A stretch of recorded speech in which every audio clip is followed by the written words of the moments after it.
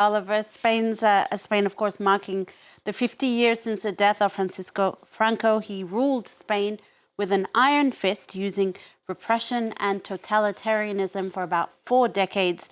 His death, exactly 50 years ago today, paved the way for restoring democracy in Spain. Now, before we show you today's papers, let's show you a few of the papers from November 20th, 1975. So this is ABC, a conservative Spanish paper, reporting on his death on November 20th, 1975, here marking the exact hour of his death, 4:20 in the morning. It reported on its front page at the time. This is another paper, La Gaceta, from Bilbao, which you see here. Franco is dead. It announced on its front page, long live the king, it says on the bottom there. Now, inside today's pages, let's show you how they're reporting it. This is from El Periódico, which looks at what it calls 50 years without Franco.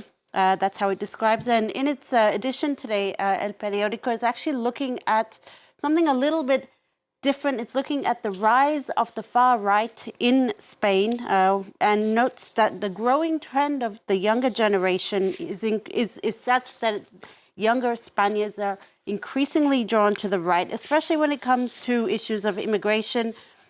And in its pages here, the paper really looking at the growing popularity of the far-right party Vox and its leader, Santiago Abascal, currently the leading force in direct voting intention among Spaniards aged 25 to 34, proof of the party's ability, it says, to capitalize on the electoral concerns of younger generations in Spain.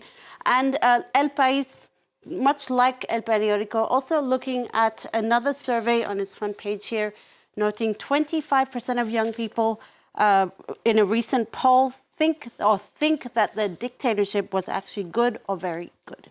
And meanwhile, the very conservative La Razón has published an interview with Francisco Franco Martinez Bourdieu, Franco's grandson. That's right, and quite a long interview that's in the pages of La Razón today. And in this interview, Martinez Bourdieu talks fondly of his grandfather. He says, "History will judge my grandfather, and history alone." I quote, "No matter how much the current government practices damnation of memory." He also accused the current Spanish leader of trying to erase Franco's legacy and of, I quote, "playing the Franco card several times to get votes." Now, this very November, the Spanish leader intends to erase Franco's legacy with a stroke of the pen, this article reports in this interview. And moving on now to a story here in France that has made a lot of headlines, the murder of the brother of prominent anti-drug gang activist Amin Kassasi. Yeah, that's right. The French papers have been reporting on this quite a bit in the last few days. This is the front page of Le Parisien, which reports in what it says is an exclusive report that interviewers have possibly or have allegedly identified the person who killed Amin Kassasi's younger brother last week in a Marseille car park. They're headlining on who they say investigators believe the suspect may be behind that killing. But let's show you La Province. This